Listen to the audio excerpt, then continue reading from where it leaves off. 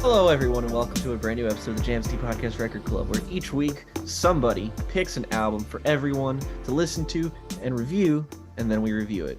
And this week, we're talking about Morgan's Record Club. We're going to be talking about Goddamnit by Alkaline Trio. Morgan, what are Alkaline Trio all about, and why did you pick Damn It? Yeah, Alkaline Trio, Chicago-based punk, pop punk, emo, one of them three things. Trio, as you might imagine, most commonly seen as Matt Skiba, Dan Andriano, and Derek Grant. Derek Grant did not join until Good Morning, but at this stage it was Skiba, Andriano, and Glenn Porter on the drums, who just definitely sounds like a jazz drummer on a miscellaneous Miles Davis album. Yeah, Glenn Porter. Yeah, all right. So yeah, this is the debut album from this band, who in the heyday of music like this, the very late 90s and the early 2000s, where sort of this kind of brand of pop punk was at its height, Alkaline Trio seemed to always be like on the verge of being as successful as your Blink 182s and your Newfound Glories and your what, name 20 other bands that are worse than this band, but were twice as popular. Yeah, so this is their debut album, and I wanted to talk about it today essentially just because this band doesn't get talked about enough by anyone anymore. As recently as 2018, they released one of their best albums and still just not really making a dent in the circles that we run in terms of music conversation. I have at a bit of a distance just because I haven't listened to all of their records yet, and I know that I need to. But I've always been Well, there are a couple an that you can Alkaline. miss, I'll be honest. Yeah, I have your ranking tabbed over in my phone in case I ever want to listen to one of those albums, just in case. But I kind of got on board with 2018's Is This Thing Cursed, just because that was a great introduction to them, because it was a great album, like one of those, instances of a mature band making an album that still feels revitalized and has that kind of classic energy that you want from a band that's this old. But then, you go back and explore some of their more classic, revered records, and you discover, oh, hey, wow, they were always this good. And I think the interesting thing to talk about with Alkaline Trio is that they've always been on the verge of being more popular. They've always been like close to being more widely accepted in this sort of pop punk, emo, kind of alt rock sort of derivative place.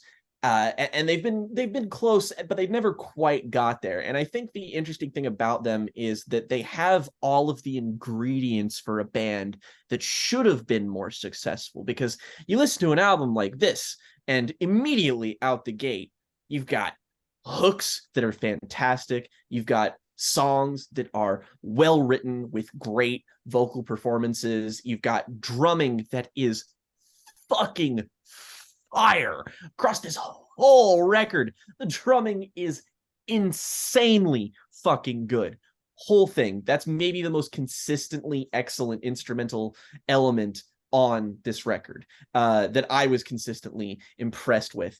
And you're just sitting there like, why wasn't this bigger? Why wasn't this like this band equivalent of like a Dookie, by Green Day or what have you?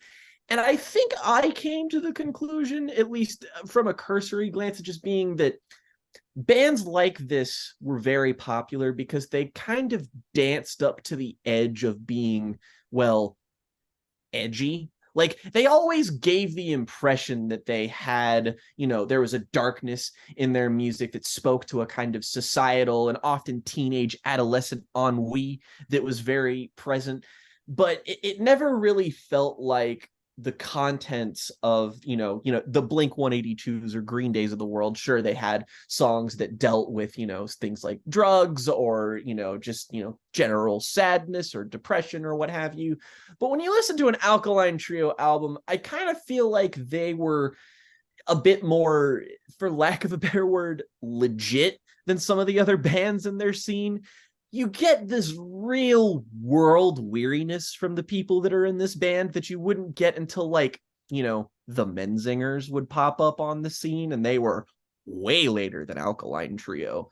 And I think that this speaks to a lot of the same appeal that a band like the Menzingers, or even Jimmy World to a lesser extent, sort of speak to with some of their more mature content, is that there's just lots of stuff on here that speaks to a certain sense of being controlled by your vices or being controlled by circumstances that are outside of your own agency that feel very adult. And there is a lot of childish kind of, like, pop punk spirit on this album. I think that it is best displayed as a balance of both of these things on the intro, Cringe, which, just kind of funny that the first song on this album from 1998 is called Cringe. It's just such a modern online term that my brain was instantly like, wait, this means something different than I'm used to it seeing it meaning.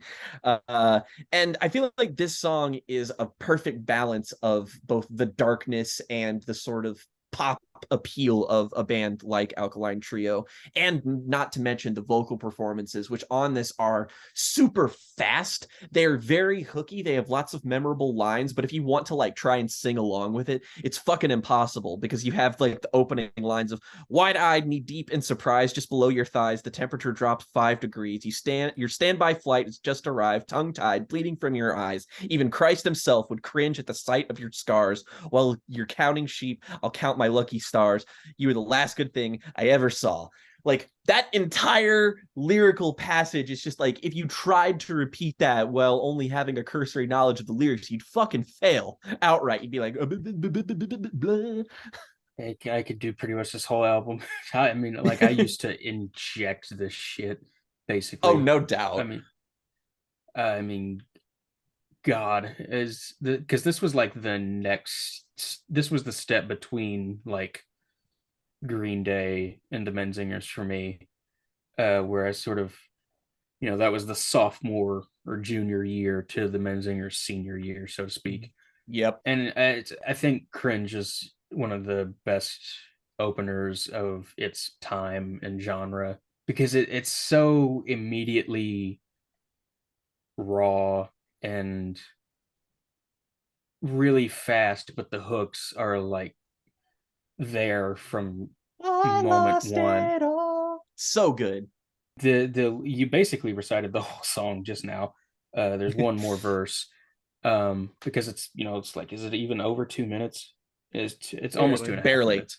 But yeah, it's a punk rock song through and through, and it's just one of those things that's like, this is written outright better than pretty much every Blink 182 song, which is a band that I like a fair bit. But you want to, I mean, you made a face, Riley. What do you? I don't agree with that, but I feel I'm coming in at the ground floor here. This is the only Alkaline Trio record I've listened to. I get the strong sense from it that this is a band who would develop this sound and would focus it a little bit more into crafting songs that I imagine would have a lot of potential radio success. Not that there's not pop songcraft and good sort of hook understanding here. There definitely is, especially in the stronger moments. I think Cringe is a good opener for that reason. But I certainly feel as though I'm getting the impression of a band who are definitely very swamped in their influences to a certain extent. And maybe that's why they didn't quite catch on with the same level of fervor or establish the same kind of, I guess, passionate fan base of a lot of the bands that they pull from.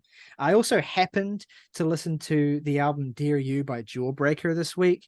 And that strikes me, I mean, that band specifically strikes me as a band that's the Alkaline Trio are very influenced by this particular brand of hook focused but very sort of grimy punk rock that is, obviously taking the basic musical and structural tenets of punk rock and applying it to songs that tend to be a little bit longer, that also tend to be less focused on raw velocity and brutality and more focused on kind of a blues influenced, just sort of grungier mood.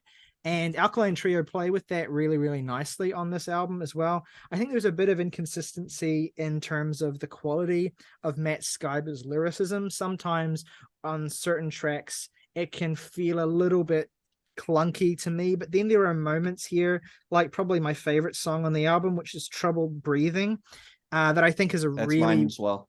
really well realized song in terms of what the band are going for musically, as well as just how compelling and emotional the lyricism is on this song. Like the line that stuck with me in particular is, you said tonight's a wonderful night to die. I asked how you could tell. You told me to look at the sky, look at all those stars, look how goddamn ugly the stars are. That really stood out to me. I thought that was beautiful. And obviously there's the record, obviously a lot of the songs end up kind of pushing towards and then leaning into this really sort of almost grotesque, lingering pain and sadness. You'll never be okay, you'll always be in pain, you always feel this way, etc., as that song does, and that works to a certain extent.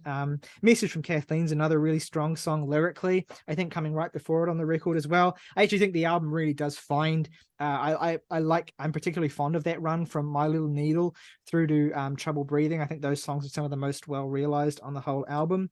But you do get other songs earlier on as well that stand out to me as well, like San Francisco is really good.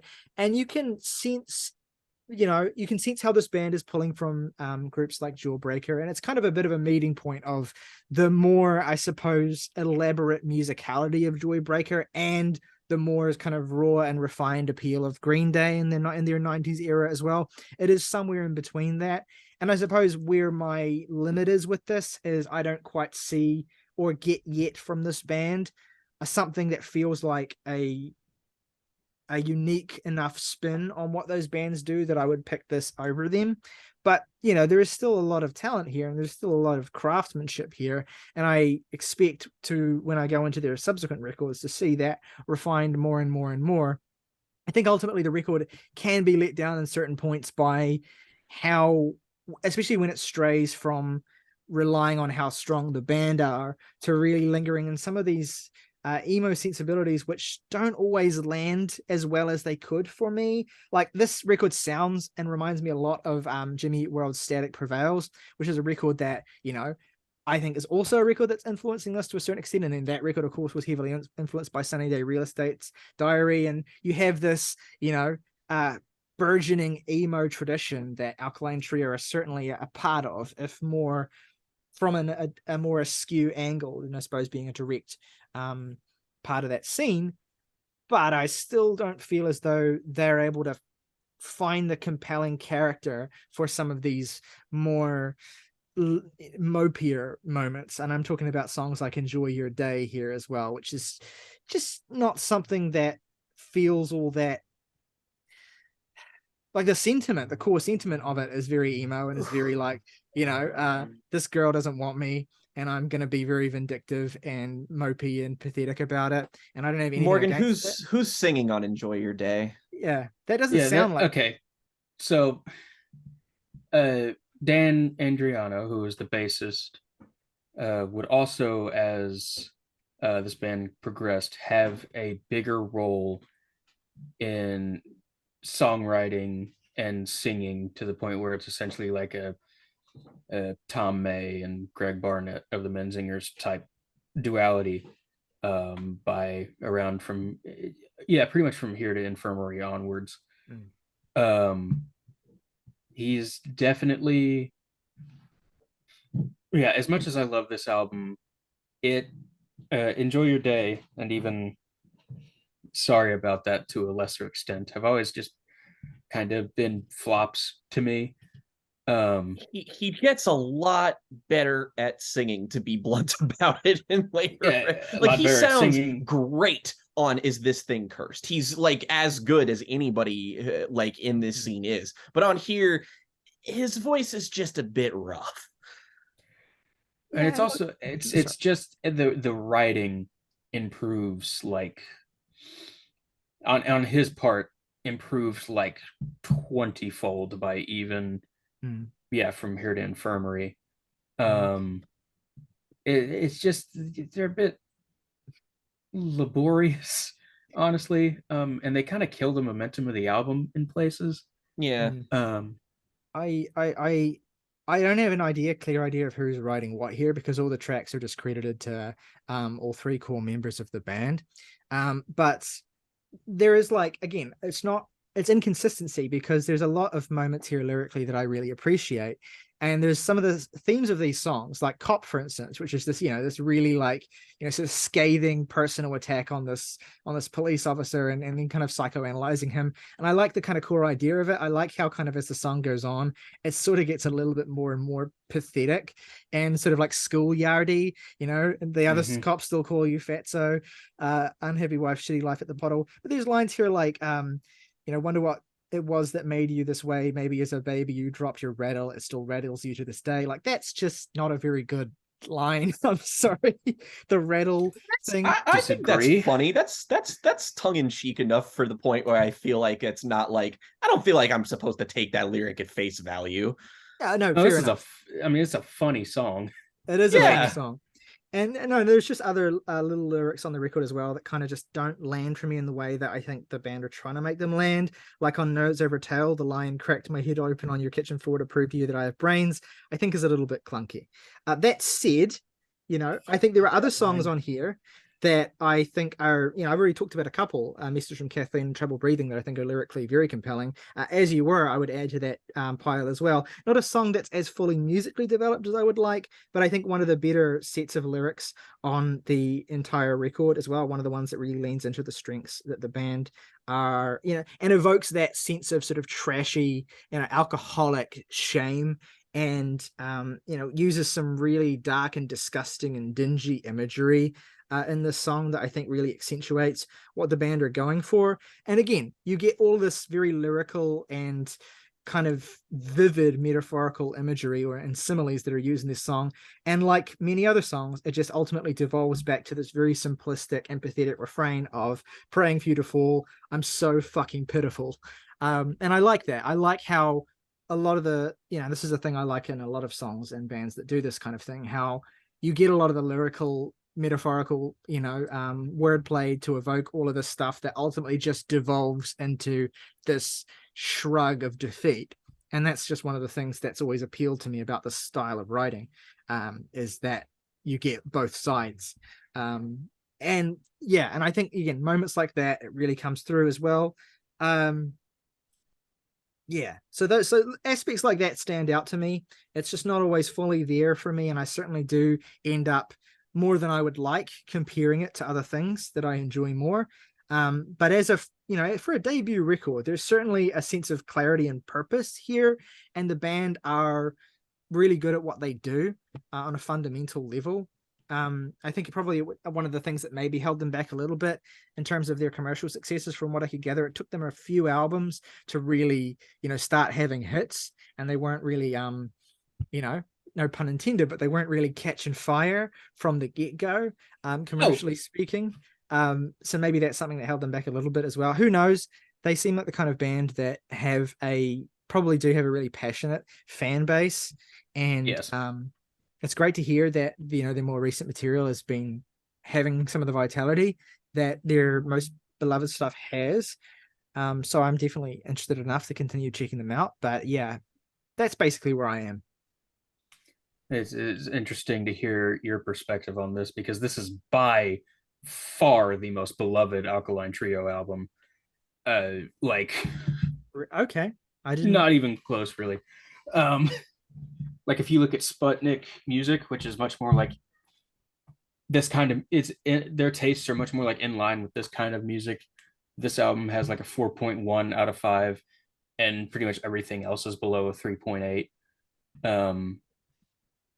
So it's the disparity there is interesting, because I'm with you. This is definitely like a debut album where things are built upon better later. It's also just that those albums sound more commercial. So all the skate punks were like, nah, Well, yeah, I mean, this hits a formula really solidly, and it doesn't really try anything that deviates that much from it. So I can imagine that when they get a little bit more confidence, and when they kind of move towards, again, in the early 2000s, a scene where bands like, Sum 41 and Blink-182 were like being really, really big, that they wanted to kind of challenge themselves and push themselves into maybe in a more commercial arena. And I can imagine finding that a little bit more interesting to see what this band's take on that is. But ultimately, yeah, I'm not surprised when, in retrospect, I suppose, thinking about this, it is very down the line. It does a lot of genre conventional things, and I can imagine a lot of people who just want that, refined to its core without any risks creatively or commercially will get a lot out of this. I'm just more intrigued by this band, the idea of this band essentially attempting to expand beyond that. But yeah, I mean, there's certainly a place. There are places in this discography that they definitely fucked around. Um, but yeah, I think just from my perspective, there's something in the way that this album is written consistently where it's like, I mean, really, it's about as mature as the average Blink 182 record. It just sounds like, Probably a little bit more. I mean, my point is that not this is going to sound like a diss, but it sounds like the guys from Alkaline Trio have like read a couple books by this point. They And did really- some living that informs their music. They're probably really into the books of Irvin Welsh, and they're probably really into Yeah. like the Afghan Whigs and stuff, like this really kind of like shit heap of humanity, completely no hoper sort of thing. And they've fused that with the stuff that's going on in primitive emo with bands like Jimmy Eat World and Sunny Day Real Estate at this only point in the 90s. discovering Albert Camus at the age of 20 and writing this album. Yeah. Which is just a spirit that I connect with a lot more than I was gonna Nobody say, Likes You yeah. When You're 23, which is a song that I love, but it's not exactly like lyrically ambitious, I guess. Yeah. Whereas this takes that kind of sound and sort of approaches it with that more, I don't want to say literary, but like, just a little more, it's a little more wordy, and a little more, I think, frank and real in a way that Blink was never necessarily interested in being. Which is, I mean, again, that's their thing, and this is Alkaline Trio's thing. Yeah, I mean, Blink-182 always were more wanting to be like Green Day, and I get the impression that while being influenced by Green Day, the Alkaline Trio, again, were always more taken with the kind of alternative stuff that was happening. Again, bands like Jawbreaker, bands like Afghan Whigs, that sort of stuff. I mean, Jawbreaker especially, because they strike me as a band, at least from the one album I've heard of theirs, that are so, come so clearly from that punk scene and write about all the same things, like getting pissed and wanting girls and all that sort of stuff, but see it as this kind of profound pursuit. And that can be insufferable if you're not in any way connected to those feelings. But that is the root of a lot of bands like this. And it was the way to get commercial success, and it was the way to get respect, I suppose. Critical success, not commercial success, and respect. But yeah, I guess maybe still, in spite of those ambitions, Alkaline Trio was still, for whatever reason, seen as lowbrow or lumped in with a lot of those other bands that maybe didn't have that sense of ambition. Yeah, I don't know. It's hard to say what that was, because I don't know, like an album like Crimson is like right in the heat of, I mean, that's a year after Three Cheers for Sweet Revenge. So, and it's like even more goth influenced than something like this or Good Morning. So it's just, I don't know. It just never connected in the same way that those bands did. MCR's got a kind of camp theatricality that I think, they have those Queen influences that you can still feel on their earlier stuff that I feel like makes them a little bit more accessible than a band like this. I feel it's just there's like a tangible darkness that I feel that separates this band from their contemporaries that simultaneously informs the rougher edges of the music that I really like and admire hearing, just because a lot of the bands in this avenue are, while I do like a lot of music like this, a lot of what holds me at arm's distance is that a lot of it's just I just wish it was less polished. I just wish that it was less clean. And Alkaline Trio give me exactly what I want when it terms like the ideal pop punk sound. Like especially this album in particular. It's just everything about it is so satisfying and rhythmic and rough and crunchy, but it has enough polish to have a kind of clarity, I suppose.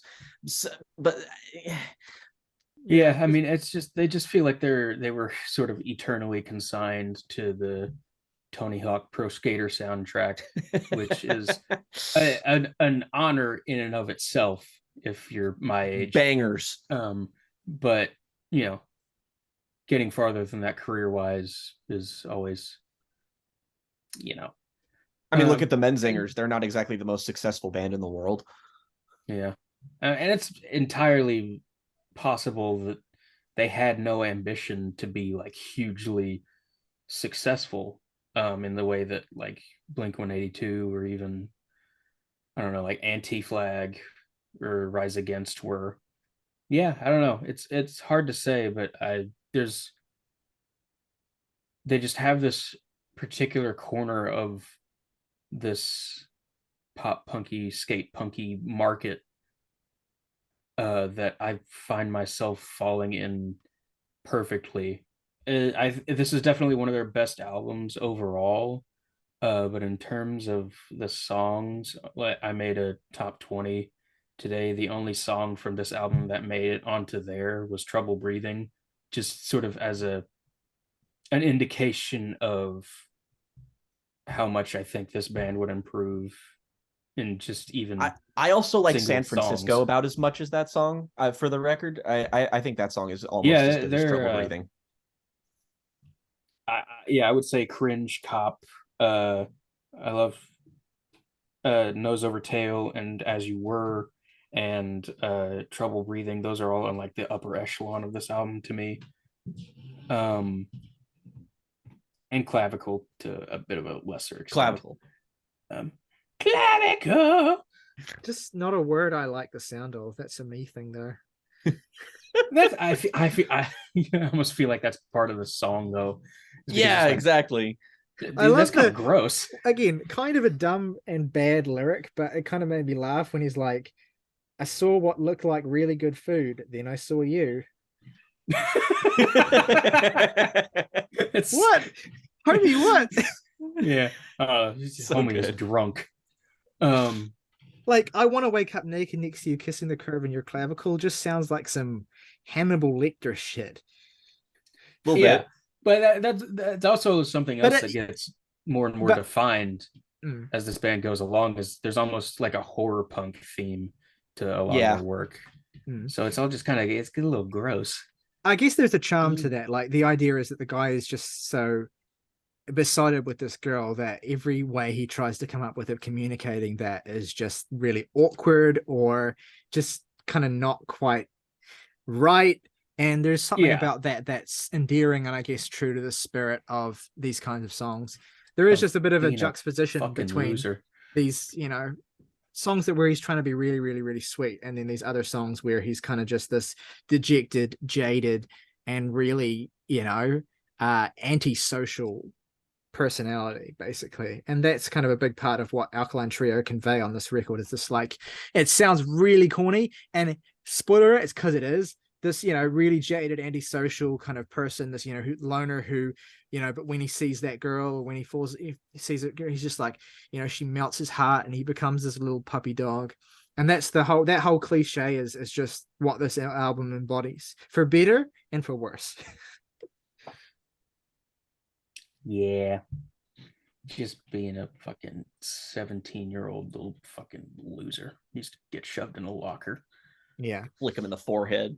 Yeah, I'll never be the specific kind of punk that this album is about. Like, the one who chain smokes and the one who like desperately, wants to who hangs out with the wrong crowd and all that sort of stuff. Like, I'll never be able to relate to the specific type of loser. It's that Morgan. this album is You're about. talking about Morgan.